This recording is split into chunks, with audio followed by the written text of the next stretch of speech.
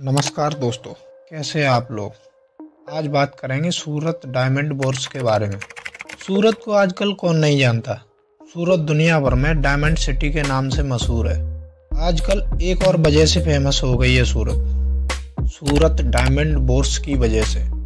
आखिर कैसे बना सूरत डायमंड सिटी, सूरत डायमंड बोर्स की ज़रूरत क्यों पड़ी और इससे क्या क्या फ़ायदे मिलने वाले। तो चलिए आज इस वीडियो में इन सब के बारे में बात करेंगे।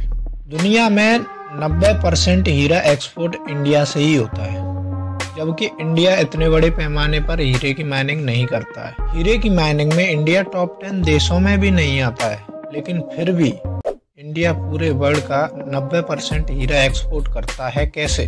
और जब भारत में पहले ही दुनिया का सबसे बड़ा diamond bourse Bharat diamond bourse है, तो फिर सूरत डायमंड बोर्स की जरूरत क्यों पड़ी। कैसे बना सूरत दुनिया का डायमंड हब और सूरत डायमंड बोर्स से क्या क्या फायदे मिलने वाले हैं। तो चलिए इस बारे में बात करेंगे।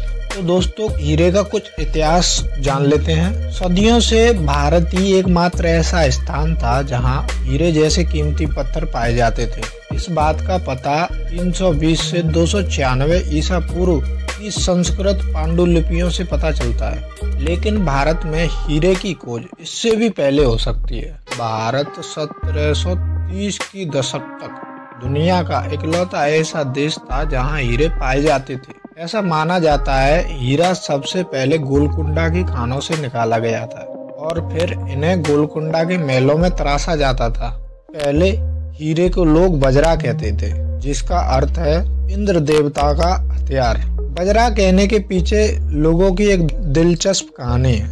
एक बार मध्य भारत में आंधी और तूफान आने के कारण कुछ स्थानीय लोगों को खेतों में हीरे पाए गए, तो लोगों ने मान लिया कि ये हीरे बिजली कड़कने से बनते हैं, इसलिए लोगों ने हीरे को बजरा कहना शुरू कर दिया।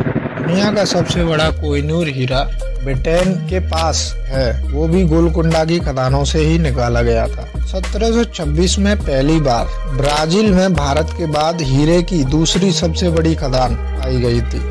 उसके बाद 1867 में दक्षिण अफ्रीका में पाई गई। इसके बाद भारत का डायमंड मार्केट थोड़ा हल्का हो गया। सन 1901 में फिर से दो भाइयों ने सूरत में हीरे का कटिंग और पॉलिशिंग का काम शुरू किया, जिसके लिए दक्षिण अफ्रीका से कारीगर बुलवाए गए।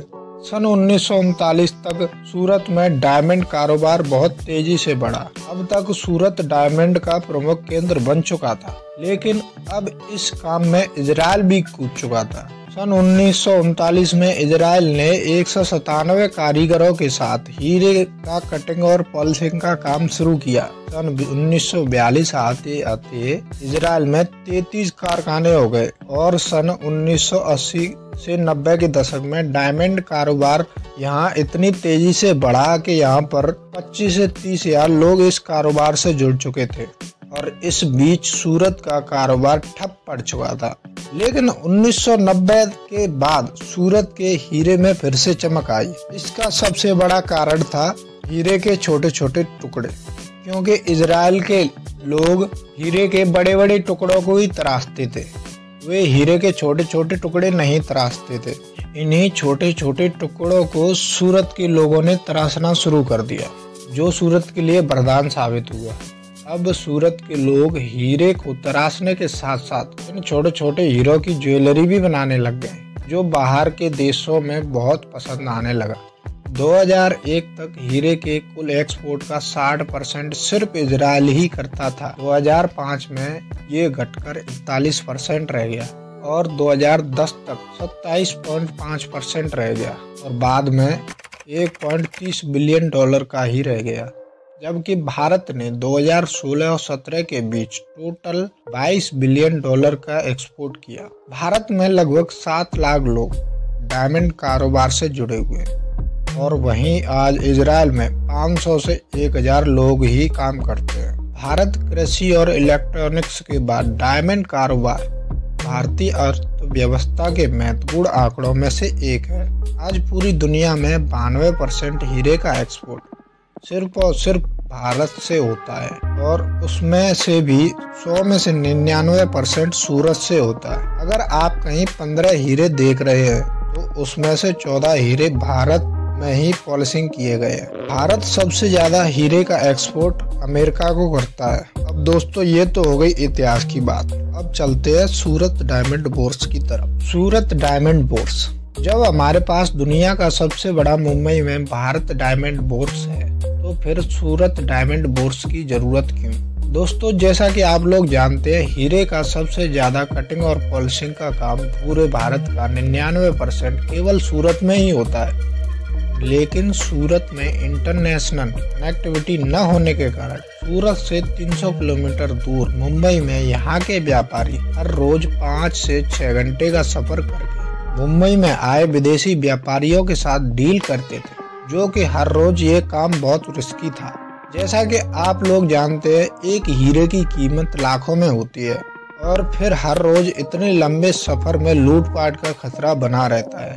और फिर एक बात और है, सूरत का हर एक व्यापारी सूरत से मुंबई नहीं जा सकता था। सूरत डायमंड बोर्स का निर्माण कंपनी एक्ट 2013 की धारा 8 के तहत किया गया है। अभी तक दुनिया के सबसे बड़े ऑफिस का खिताब अमेरिका की पेंटागन बिल्डिंग के पास था, जो अमेरिका के रक्षा विभाग का मुख्यालय है, जिसे वर्ल्ड वॉर 2 के समय बनाया गया था। लेकिन अब दुनिया के सबसे बड़े ऑफिस का खिताब सूरत की डायमंड बोर्स के पास है। सूरत डायमंड बोर्स 67 लाख वर्ग फुट में बना हुआ है और 36 एकड़ में फैला हुआ है। इसमें 4500 से अधिक ऑफिस है, जो 22 किलोमीटर के गलियारों के साथ जुड़े हुए हैं। इस बिल्डिंग में हवाई अड्डे के टर्मिनल के समान सेवाएं दी जाएंगी। यहाँ 131 लिफ्ट हैं जो 3 मीटर प्रति सेकंड से चलेंगी। सभी ऑफिस को ठंडा रखने के लिए फर्श और छत में पाइप फिट किए गए हैं, जो ठंडे पानी से पूरे ऑफिस को ठंडा रखेंगे। इस बिल्डिंग में रेस्टोरेंट और बैंक भी है, जिससे यहाँ के व्यापारियों को कोई दिक्कत नहीं होगी। यहाँ पर 66,000 हीरा व्यापारी लेन देन कर सकेंगे। यहाँ पर 175 देशों के लगभग 4200 व्यापारी एक साथ रह सकेंगे। यहाँ करीब 1.5 लाख लोगों को रोजगार भी मिलेगा। और खास बात यह है कि इंडिया का डायमंड मार्केट और तेजी से बढ़ेगा, क्योंकि यहाँ पर अब इंटरनेशनल एयरपोर्ट भी है, जिससे यहाँ सीधे विदेशी व्यापारी आ सकेंगे। और दूसरी बात, यहाँ सूरत के हर व्यापारी को मौका मिलेगा। तो दोस्तों आप लोग इस बारे में क्या सोचते हैं? कमेंट बॉक्स में आप लोग अपनी राय दे सकते हैं। धन्यवाद।